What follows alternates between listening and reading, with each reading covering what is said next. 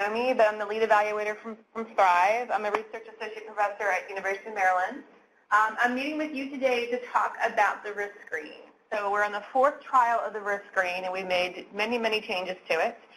Everybody should have an actual copy of the risk screen in front of you. And I'm going to go over today for the agenda just the purpose of the risk screen and then actually go over the items with you to make sure they make sense. And then just some other kind of miscellaneous bits about the risk screen.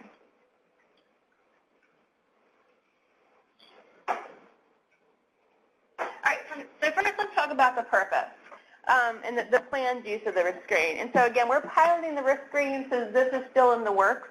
But essentially one of the main uses of the risk screen is really for caseworker knowledge about the use. And what I heard before when I did focus groups back in spring, and that's how this, the 4th edition of the risk screen really came to be about from what I learned from the focus groups in the spring. But what I heard a lot is, oh, the risk screen really helped me realize the use history, or realize maybe what I needed to dig a little deeper into, what needed to be understood or assessed. Two more things I want to say about this slide before we move on. Is one, again, this is like kind of we're working to see like where the risk screen can be really useful in practice. And I just want to kind of comment on this last bullet under case planning. So we were thinking along terms of the implications of if your use scores medium or high risk. What does that mean? Like, does that trigger certain things? And talking, I think, and Sarah may have already talked to you about this, like had some ideas of if a use scores medium or high risk, does it automatically indicate perhaps application for like a FUP voucher or certain like or work with a housing expert or something like that. So we are looking to put like practical implications to what some of these scores mean. And then the last possible use of the risk screen would be as a supervisory tool. And I'm going to talk a little bit more about that at the end. So again, this is still in the piloting phase of the risk screen. This is the 4th administration. And just wanted to indicate, and this is some of the questions that I received during the focus groups. There's really 3 underlying assumptions of the risk screen. So one is that the use assigned child welfare worker, so this is the person filling out the risk screen, you're an expert in your field. Like you're an expert in child welfare. You understand child welfare language, you know what we mean by like placements and out-of-home placements, and you know that terminology. You have a working knowledge of the use history and current functioning, and that you have your own clinical judgment, that you have your own expertise and opinion about the use functioning that you would use when you're completing the risk screen.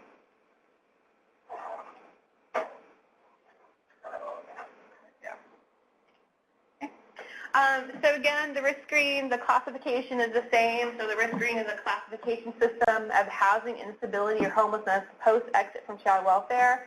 And there's 3 scores on it.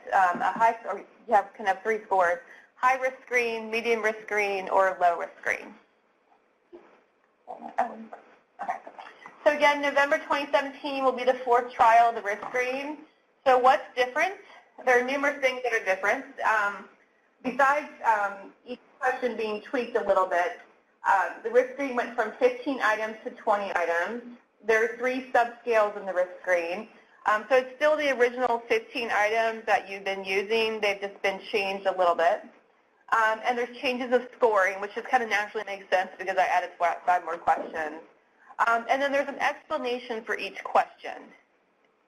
And we'll go over that. This is more just for your FYI. You don't ever have to score the risk screen. We score it for you. But this is just to let you know how it is scored. It's a 20-item question. If you score yes, the use gets 1 point, no, or 0 points. Scores are summed, and then the following is added to the score. So if the use has a APLA, another plan, permanent living arrangement, permanency plan, a point is added. And then we add points for age, 1 for 18, 2 for 19, and 3 for 20. And that is to account for a little bit more of the inherent risk and intensity and kind of need that comes with this youth being older and being closer to exiting the system. These instructions are on the actual risk screen, but I do want to bring it up because we found a little problem with this with the last administration. So if the youth is 18, again, you had a point 19 to 23. And so if the respondent should round up. So for example, if the youth is 18 years and 7 months, you would say that the youth is 19 years of age. And so that would automatically add 2 points to the risk screen. Ask a quick question.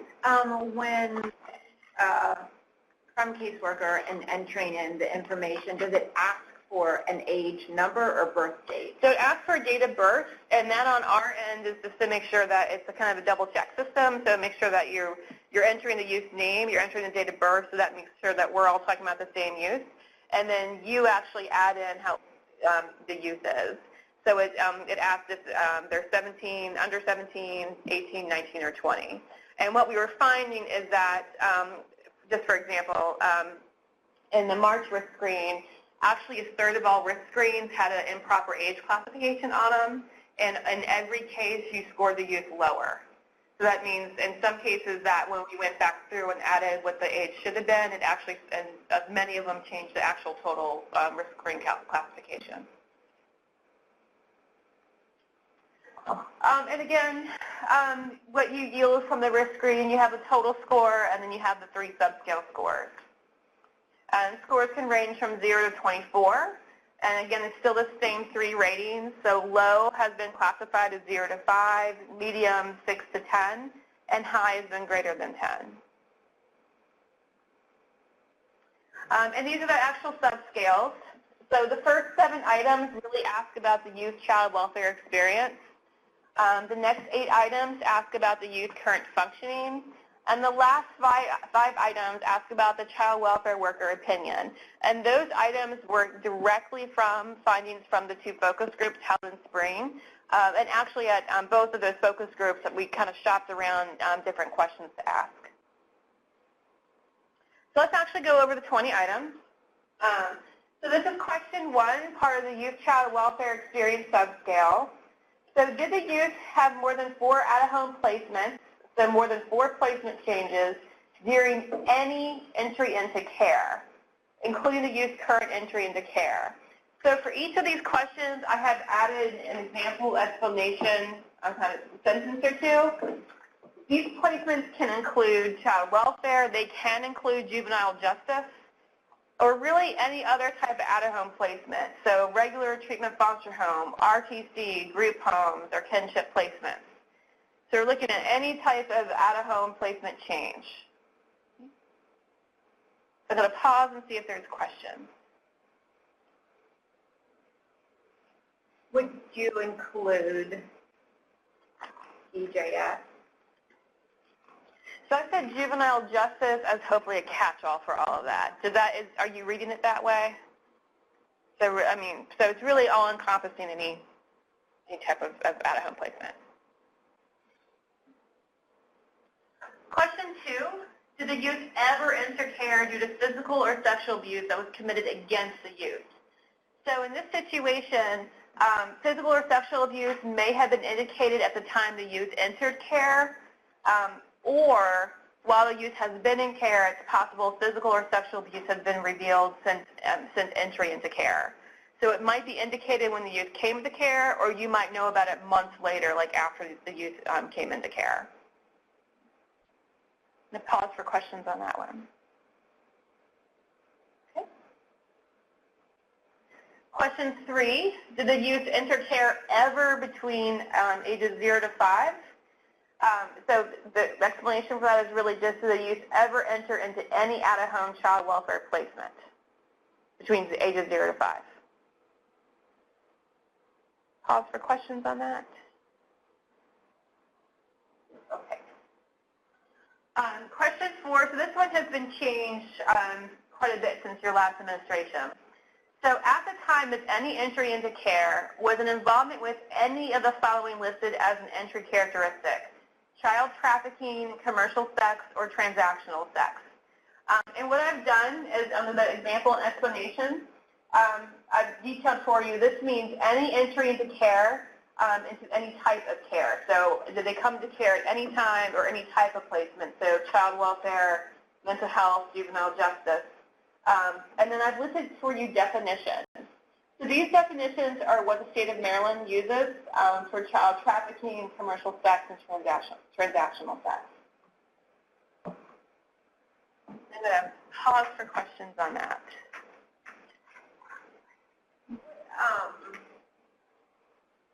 You said it uses the Maryland policy definition?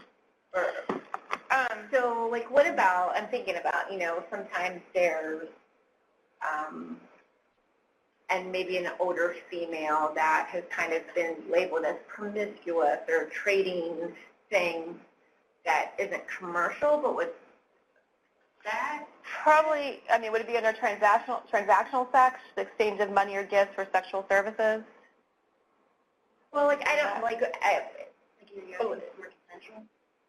well, you know, there's situations that aren't, like, necessarily sensational child trafficking, but they are clearly maybe the same peer group that's trading sex for things, like, it's that. So this gets a little bit heavy into the definition, but I would, from what you're describing, it sounds a little bit more like commercial sex. Okay. Like you're exchanging something for some type of service or good, something like that. So these are the definitions for these are kind of a mix of federal definitions and then what I think Maryland is underway of adopting. So I don't know if you've attended, but I mean there's a state training on child trafficking. So these are, and I made sure I was using the same definitions as being used with that. But this also where it kind of comes in your own clinical judgment. Like it might not be listed on your youth intake form. Talking with your youth, you feel like this is what's been going on. Like the old term is survival sex. You've heard of that term. It's not a term that's used now in terms of definition land and trafficking. That's kind of more under the commercial sex line. So I mean, this is for you. You know, as again, you're experts in the field and experts with your child, so you may have your own opinion of that, and you select which one makes sense. Questions? Thank you. All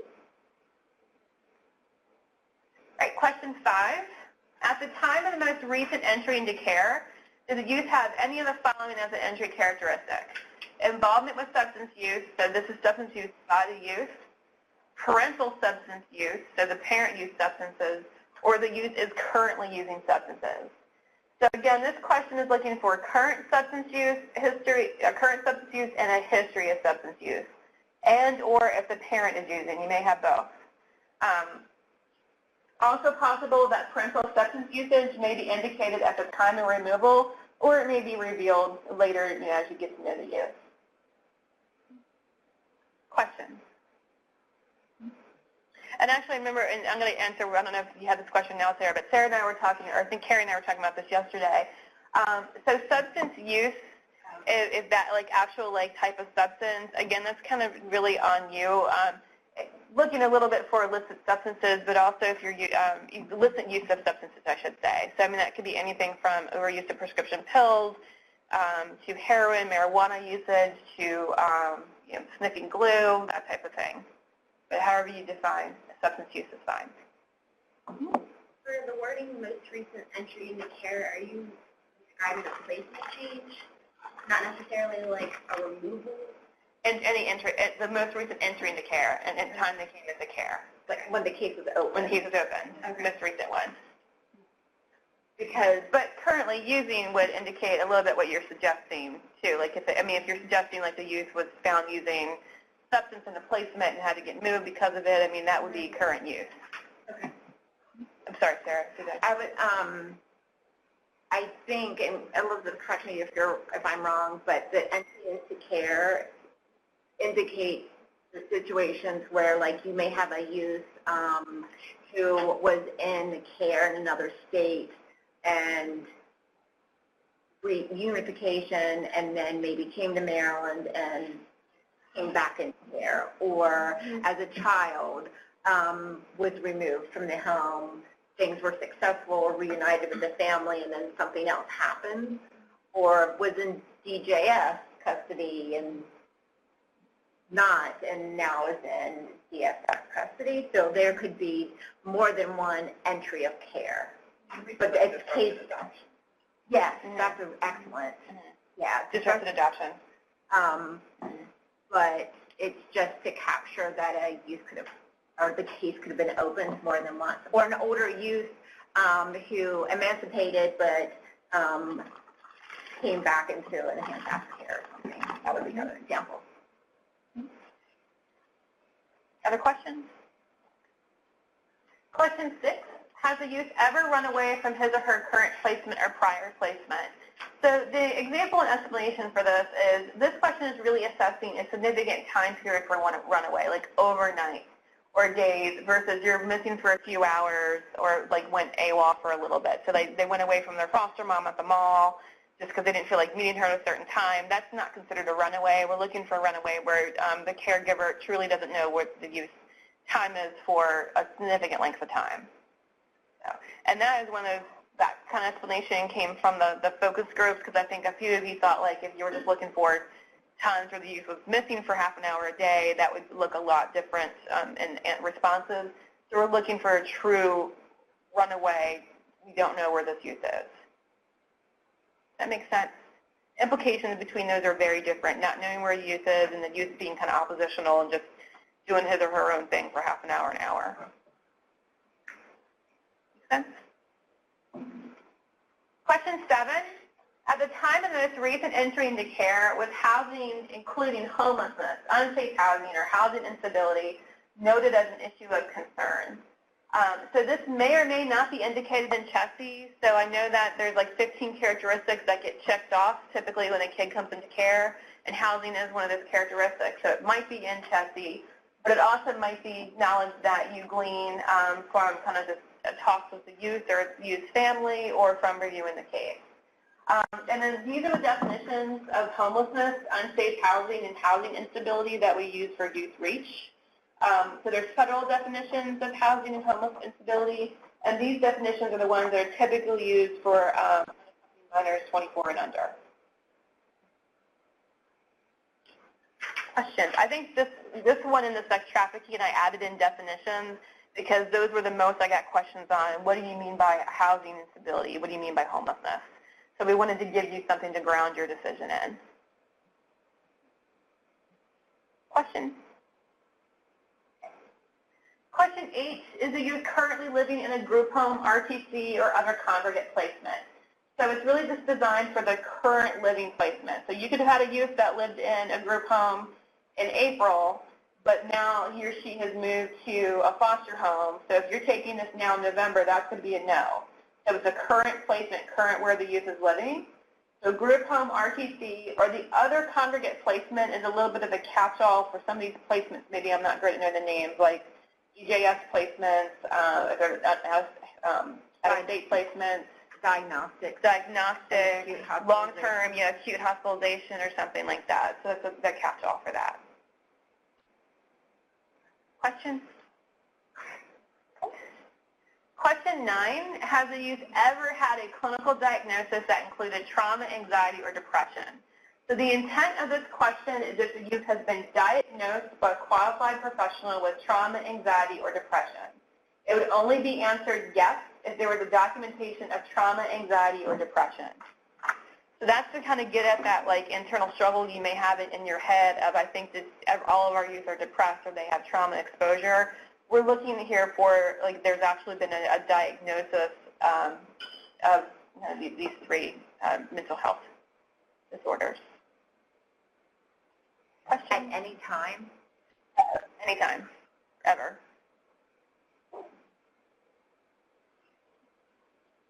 Questions? Question 10, has one or more of the following occurred? Did the youth drop out of school? Is the youth 2 or more years behind grade level? Or has the youth changed schools more than 3 times in the last 5 years? So I think the question itself, we try to be as clear as possible in the question. This may or may not be indicated in CHESI, case files, or court reports. From my knowledge, it's probably more likely that you know this from talks with the youth or the youth's family. So this might be, I asked this during the focus group, and this might be one that you need to search for a little bit more. Unless I'm wrong and that's been changed in CHESI since I talked to you in March. I don't think it has. Question 11, Does the youth identify with a non-heterosexual orientation?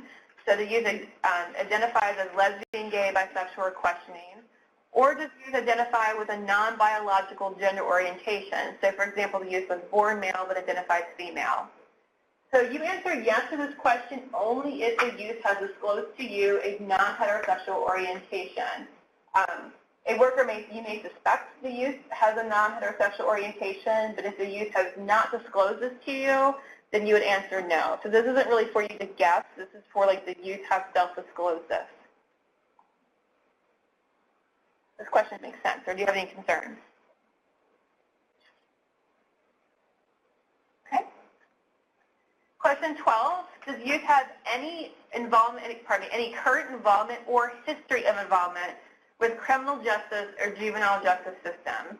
So this is a history, a past experience, and a current experience question. Okay. Does that mean arrested or just like? Any involvement. Okay. So, and a little bit of that is a little bit of that has been back to your kind of clinical judgment. Like I'm also thinking like maybe you had a youth that got yelled at in the mall by a security officer or something like that, and like he just disclosed that to you. I wouldn't necessarily call that experience of criminal involvement. We're looking for something a little bit more substantial there. You've had some sort of experience with the DJS or criminal justice system. I've had a youth that was a victim through the DJS system. Was he or she in the system first as DJS, or they? No, that was their only involvement. Was they were a victim? That's a good question. So that would be I'm not going to do this administration, but maybe to frame that. No, I'm not looking for victims. Okay. I'm looking for they perpetrated the act or crime or something. Unless you think, let me ask you that though, do you think that should be a yes?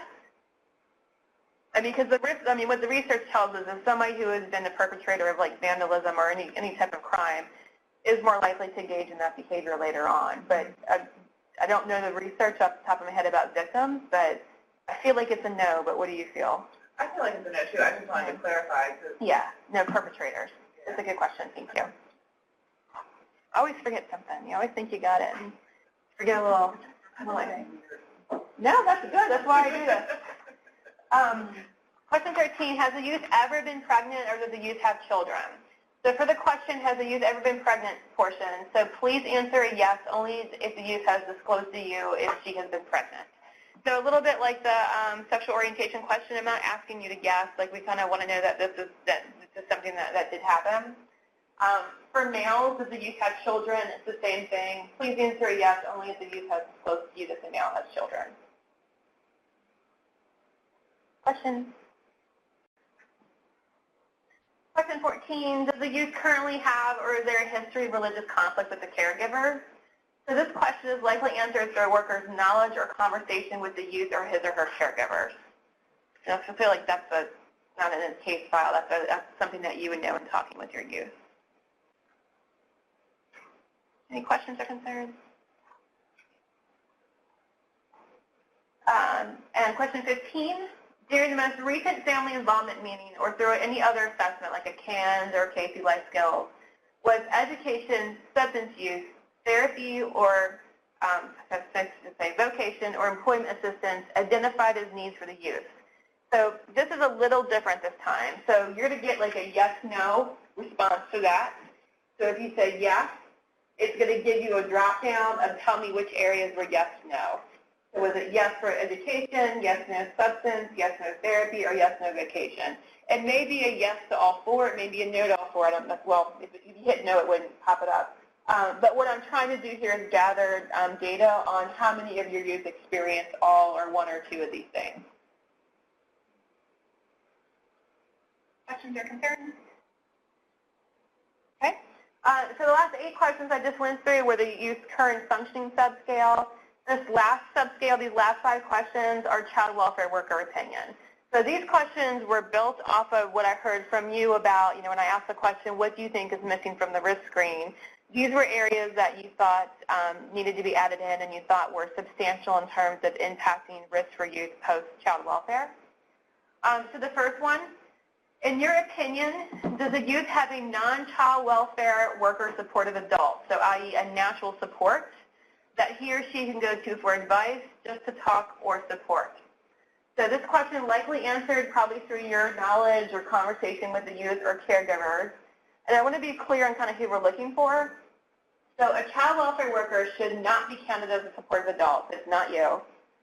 Similarly, foster caregivers or residential staff should be considered child welfare supports and would not be considered a supportive adult or a natural support. So you're really only answering yes here if it's a non-child welfare worker or support person can be identified. Question? Can I go back to the previous question? Let's finish this one first, and we can go back. CASA count as child welfare workers? Yes. So, yeah, a lot of times I think we talk about like natural support versus paid support. Would you call this having a natural support? Natural support versus paid support. So yeah, natural support is who we're looking for. Or like the AMP word gatekeeper. I think there's a gatekeeper that's probably a paid child welfare-ish person. So I mean, what the research tells us is that a lot of our foster youth feel close or trusting or connected to a child welfare worker, but can't identify anyone outside of, and I can't think now, Sarah said that terms in my head a little bit, but like paid staff that are in their system. So you're looking for, it could be mom, dad, brother, aunt, uncle, teacher, neighbor, but somebody who's not a child support staff that is working with that youth. Is that clear?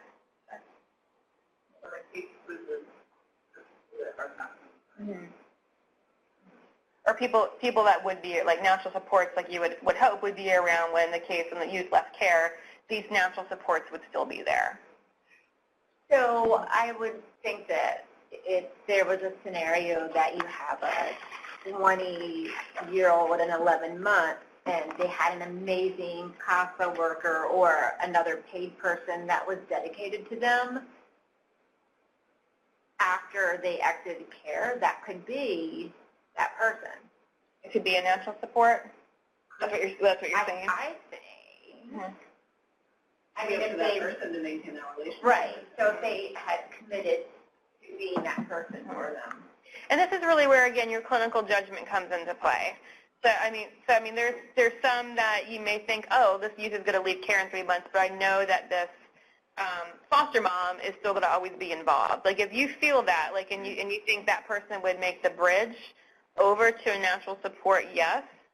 But I would really kind of encourage you to be more conservative when answering this question, and that if you think, oh, maybe she will, but I don't know, I would put a no on that. I mean, because I know, like, it's child welfare, so nothing's like crystal clear, right? So, trying to be as definitive as possible with instructions and answers. I mean, some of that kind of lies with you if you think that's going to work.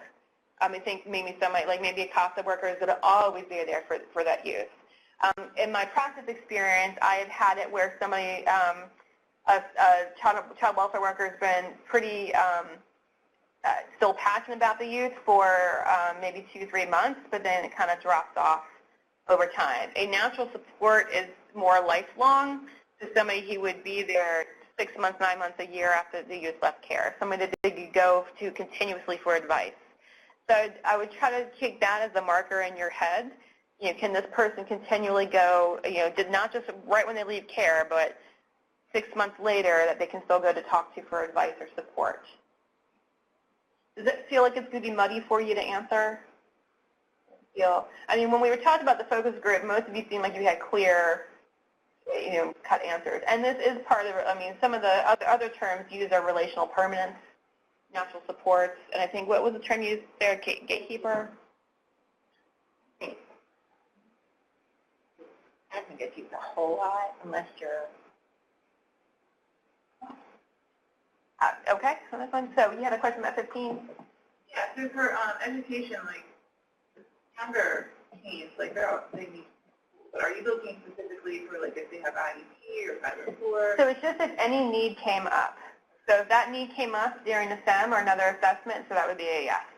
It needs to be that, I mean, even if it's like, oh, I think we need to get an IEP search for this youth, so that's a yes. I mean, this youth needs tutoring. This youth is failing school. Youth dropped out. Any of those are yeses.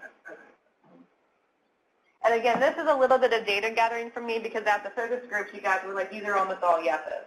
So I need to kind of see which ones are yeses and if this is a useful question or how I tweak the question or what do I do with it. Did that answer your question? Okay. All right, 17. In your opinion, does the youth have a close relationship with his or her biological family? So that's subjective. That is your judgment. That's your judgment call as to what if you consider the youth relationship to be close or not. And then the follow-up to that is, in your opinion, does the youth have a stable relationship with his or her biological family? Same thing here, and answering the question is your judgment whether you consider the youth relationship with their biological family to be stable. And again, this was what you all told me you wanted added, but the research also tells us that sometimes when you leave care, that those relationships with their family of origin sometimes become a bit unstable and problematic to healthy functioning without child welfare support. Question 19, in your opinion, is the youth's daily living and functioning impacted by his or her emotional health? So in answering this question, like, use your best judgment regarding if you think that youth's daily life is impacted by, it could be his or her actual diagnosis of mental health, so trauma, anxiety, depression, or if the youth does not have a formal mental health diagnosis, but you feel like their daily living and functioning is impacted by their emotional health, you would hit yes here. So this gets for you, if you were upset earlier because your youth didn't have an actual diagnosis of any of these things, but you felt like your youth really did, his or her mental health or emotional health really was impacted, this is where you can hit yes. And then I think Carrie and Sarah and I are talking, and please help me with this, the Ken K has helped with the section. There is a mod for a indicator that talks about self-care, which I don't know if you've looked at it or thought about it, but it always felt to me a little ambiguous, but it made me think that this is really getting at what self-care is. So kind of two things. If you're struggling with thinking about what does that self-care item mean in the CANS-KOI module, this might help, as well as vice versa. Yes, if you've already done the CANS-K and that's fresh in your mind, like that might be easier to answer. I mean, Elizabeth, would you quantify, like, would you say that, like, an ability to be healthy and taking care of yourself? Like, is that? That's definitely part of it. Okay. Yeah, definitely part of it.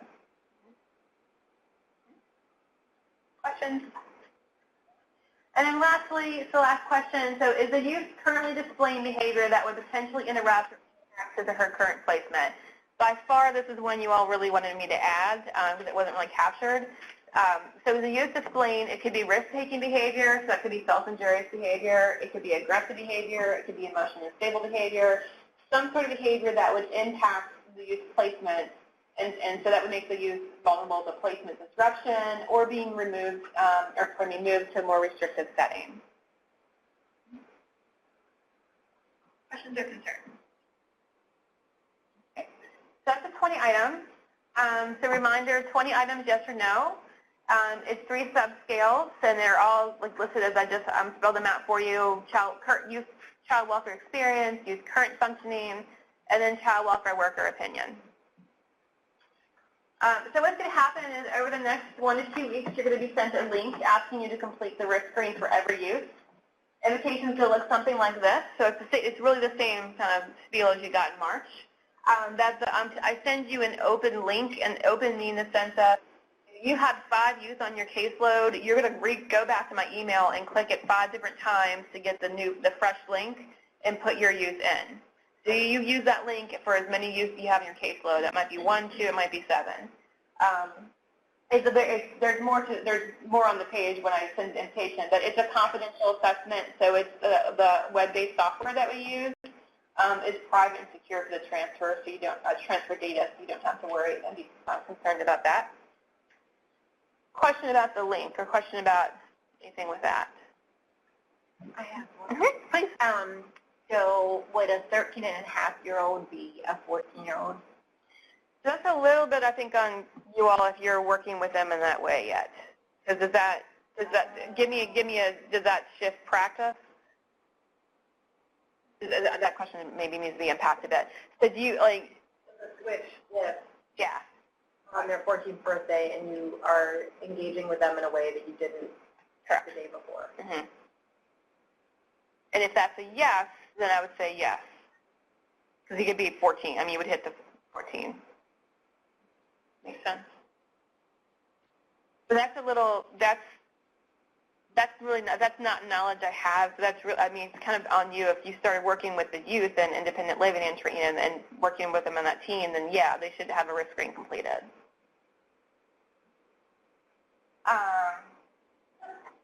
Oh, sorry. That was just my stamp, just to make sure you're clear. This is privacy and confidentiality. The way that we're administering the risk screen in this way allows it to be private and confidential versus me sending you like a link with like my name in it, like with your youth name in it, which is why we do it this way.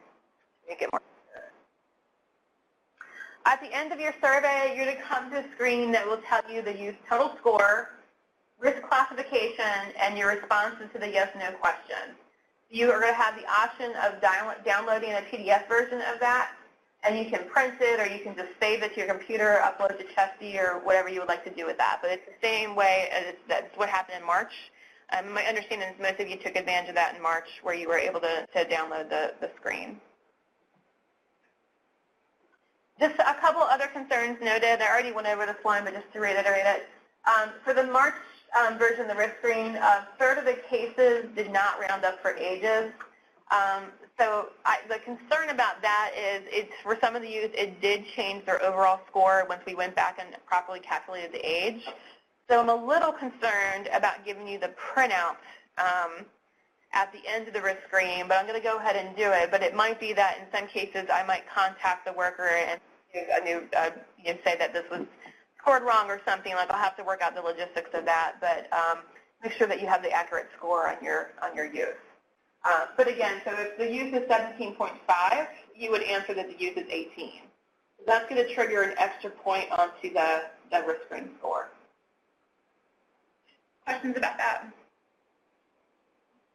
And then lastly, and I'm not totally sure what to do with this finding, but what I learned from the focus groups was that they're between administrations of the risk screen, something may have been a no and turned to a yes. So for example, did the youth ever enter care between 0 and 5 years of age? That could have been a no in November of 16, but in March 2017 turned to a yes because you got paperwork from out of state, you got new information from the youth or something like that. So we understand that, particularly with our older youth in care, sometimes you're kind of getting information on them like piecemeal to you.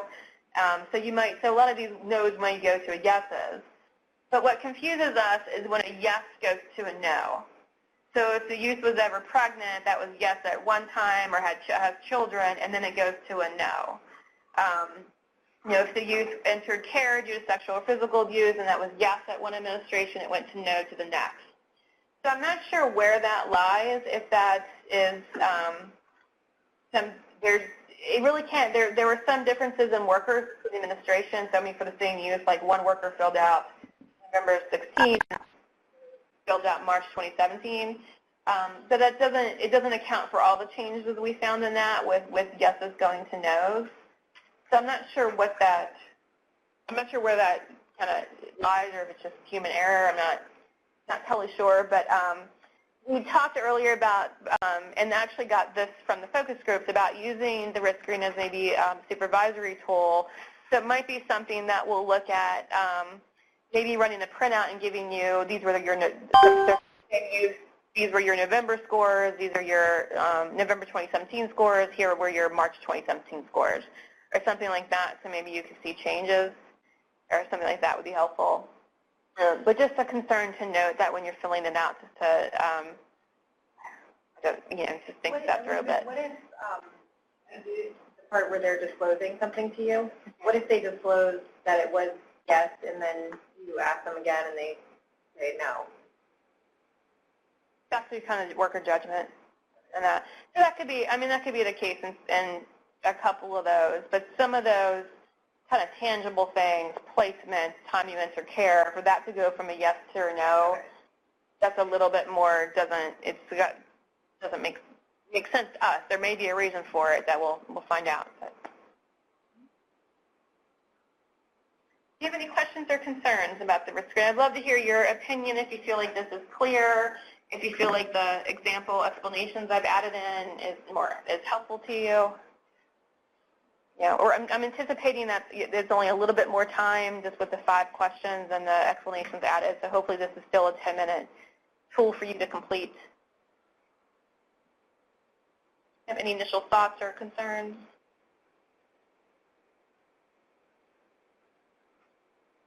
Okay. Do you have a date, a deadline, or? Yeah, when I send it out, I'll send out the deadline. We're just kind of fussing with the link and qual track, so you'll get it either next week or the following week. But I would ask you to try to complete within that work week. So, I mean, I'll send reminders, so I can. You'll get like emails directly to you. And in many cases, what happened in March, some of you know, we may have the wrong worker attached for the youth. So sometimes, like, I would email you and say, can you fill out on so-and-so? And you might say, like, that's youth's not on my caseload anymore. So that may happen. So please bear with us as we kind of try to work out the logistics of that. But I'll contact each of you. Okay.